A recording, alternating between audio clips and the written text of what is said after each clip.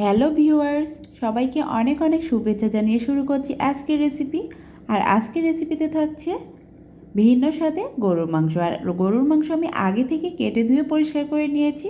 দিয়ে দেবো স্বাদ মতো লবণ আর পরিমাণ মতো মরিচের গুঁড়া, হলুদের গুঁড়া, ধনিয়া গুঁড়া।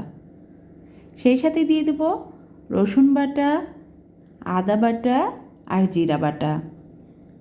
এখন আমি দিয়ে দেবো কিছুটা পেঁয়াজ বেরেস্তা আর দিয়ে দেবো সব রকমের গরম মশলা, তেজপাতা, বড় এলাচ, ছোটো এলাচ, দারচিনি, লবঙ্গ, গোলমরিচ আর পেঁয়াজ কুচি, আস্ত রসুনের কোয়া।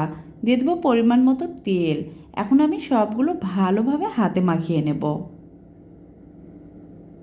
হাতে মাখানো হয়ে গেলে আমি এখানে কোনো রকম পানি ব্যবহার করব না, ঢাকনা দিয়ে ঢেকে কিছুক্ষণ রান্না করে নেব। কিছুক্ষণ পর আমি মাংসটা ভালোভাবে ওলটপালট করে নেড়ে দেব। আর মাংস থেকে বেশ কিছুটা পানি ছেড়ে দিয়েছে। এই পানি দিয়ে আমি মাংসটা খুবই ভালোভাবে কষিয়ে নেব। ঢাকনা দিয়ে আবারও ঢেকে দেব। এই তো মাংসটা কষানো হয়ে গেছে, মাংস থেকে তেলটা ছেড়ে দিয়েছে। এখন আমি এখানে ঝোলের জন্য দিয়ে দেব পরিমাণ মতো পানি আর ঢাকনা দিয়ে ঢেকে 10 থেকে 12 মিনিট রান্না করে নেব।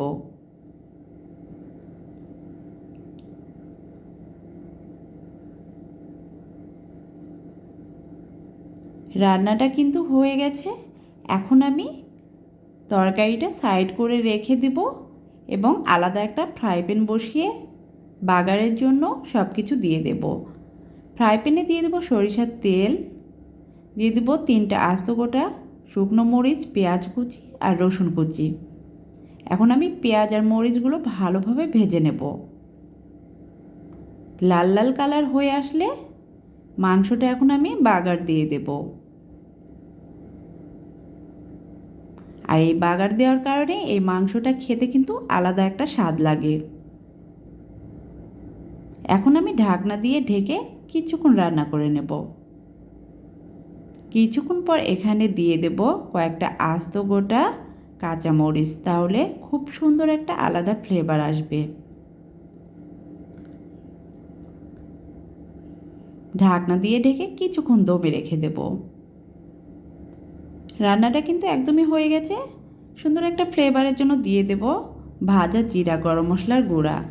আর এইভাবে গরুর মাংস রান্না করলে এটা সাদা ভাত, পোলাও, খিচুড়ির পাশাপাশি রুটি, পরোটা সব কিছুর সাথে কিন্তু খেতে ভালো লাগে। আর আমার রেসিপিটা যদি ভালো লাগে অবশ্যই লাইক, কমেন্ট, শেয়ার করে দেবেন। আজকে এ পর্যন্ত বিদায় নিচ্ছি। সবাই সুস্থ থাকবেন, ভালো থাকবেন। আল্লাহ হাফেজ।